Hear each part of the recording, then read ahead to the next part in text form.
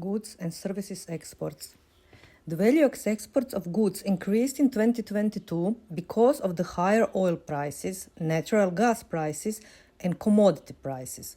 Growth in export was also supported by the good harvest in grains, prices of grains, and the diversification of export destinations. And of course, some stolen grains from Ukraine. Long live the war looting. However, in 2023 and 2024, sanctions restrictions, stabilization of prices, and decision to voluntarily cut oil production under OPEC Plus agreement were hindering growth in export quantities. Value of good exports was $494.2 billion in 2021, $592.1 billion in 2022. $424.5 billion in 2023 and $417.2 billion in 2024. That is approximately 15% drop in value of exports of goods in 2023 and 2024 in comparison to 2021. That is in the line with Rosneft drop in revenues of 15% in 2024 in comparison to 2021. Rosneft revenues from exports are about 15% of exports of good volumes, and they are a very good indicator of significance of oil industry in volumes of exports and Rosneft's significance in Russian overall economy. Gazprom revenues from exports of natural gas is about 33% of exports of good volume, and Lukoil revenues from exports of oil and petroleum products are about 17% of exports of goods volume. Together, these three make 65% of all Russian exports of goods. And they are down. Their volumes are down, their prices are down, and their oil in storage are down. Maybe because of Ukrainian drones. Growth in petroleum products export quantities was limited because the Russian government's ban on the exports of petrol and diesel fuel. It was introduced to stabilize the domestic market. Russian Federation have the regulatory policies for regulation of petroleum products prices. Vladimir Putin caps the price because that is his promise to Russian people because they are a resource-rich country. And in times when the global petroleum prices are high, the Russian oil refineries want to export petroleum products and make extra profits, and that leads to shortages on domestic Russian market. Because of that, Russian government must ban all exports. And you ask me, but Russian government subsidizes petroleum product prices. Oh yes, but not in full extent to world's global prices. Global natural gas prices were still significantly lower than in 2022 record heights. Natural gas export quantities were around multi-year low due to a halt of gas supplies to Europe via the Nord Stream 1 pipeline. Russian gas exports were supported by the launch of LNG shipments to China along the Northern Sea route by Gazprom and the development of the Power of Siberia pipeline infrastructure together with the China National Petroleum Corporation. The value of commodities exports was moderate because of falling global prices for a number of commodities. Growth in export quantities was still curbed by restriction imposed by Western countries on exports of Russian goods. However, exports were boosted by their redirection to Asian market. According to the Federal Customs Service of Russia, Europe's share in Russian exports plummeted from 23% in 2023 to 16% in 2024, whereas Asia's and Africa's shares increased from 70% and 5% to 75% and 6% respectively. Exports of metals had been constrained by the US and UK sanctions on the import of Russian origin aluminium, copper and nickel. However, the London Metal Exchange cancelled the ban on supplies from the Finnish nickel refinery of Nornickel. Russian food exports were constrained by the Turkey moratorium of wheat imports and high EU import duties on grain supplies from Russia and Belarus.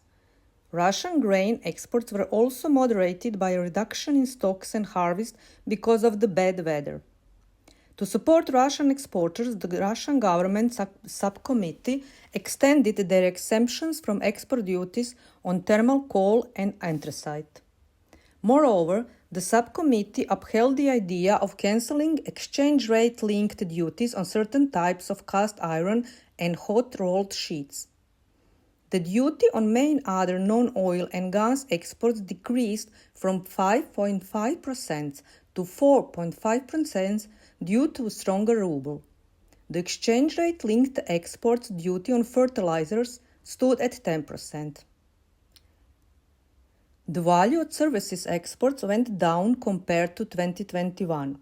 Exports declined largely owing to telecommunications, computer and information services, and other business services. This was associated with reduced export opportunities for Russian IT companies because of the restriction imposed by Western countries and the relocation of the operations to other countries. The value of transport services export was 23% lower than in 2021 due to restrictions on transportation by Russian companies. Nevertheless, export of travel services rose against 2021 and 2022 on the back of the larger number of foreign nationals, primarily from CIS countries, who entered Russia. Goods and services imports. Imports of travel services expanded considerably against both 2022 and 2021, owing to recovery of Russian outbound tourism, a larger Russian consumer spending on foreign travel, and greater tourist flows to some foreign destinations. According to data from Turkish Ministry of Culture and Tourism, the number of Russian tourists who entered the country in 2023 increased by 12% year-on-year and 7% year-on-year increase in 2024. According to data from the Border Service of the Federal Security Service of the Russian Federation, more than 50% of Russian tourists who traveled abroad in 2022 went to Turkey. Imports of transport services were close to the levels in 2021-2022. However, there was a decline in imports of construction services, telecommunication, information, and other services. Goods imports growth mainly is in car imports and was in part due to one-off factor, an increase in the vehicle recycling fee from October 2024. Moreover, improvements were registered in goods imports from both Asia and Europe. In 2022, wider primary and secondary income deficits caused by an increase in income payable to non-residents as the amount of dividends due to investors, including foreign ones, was larger than in 2021.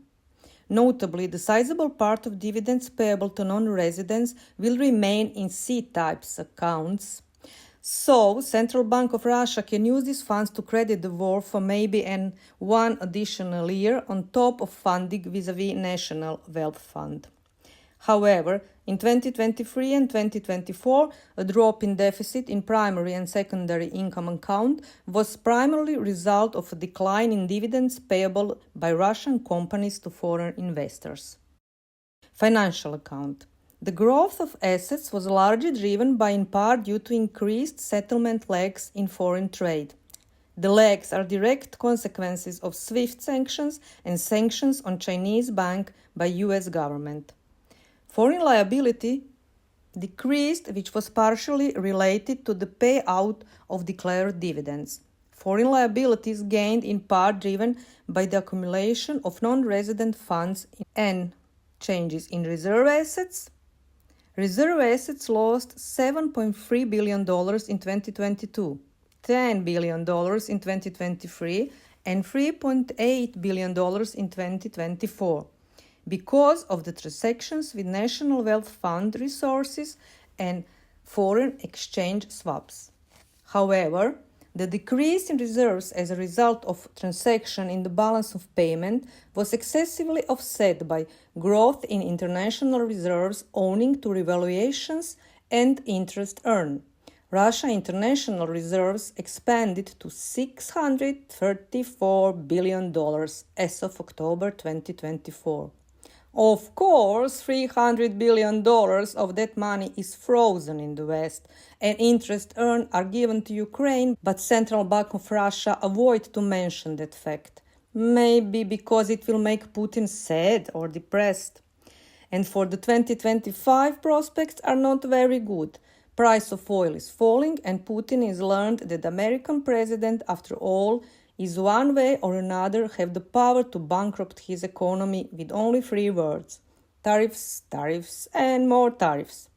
What do you think of Russian exports? Write in the comments below.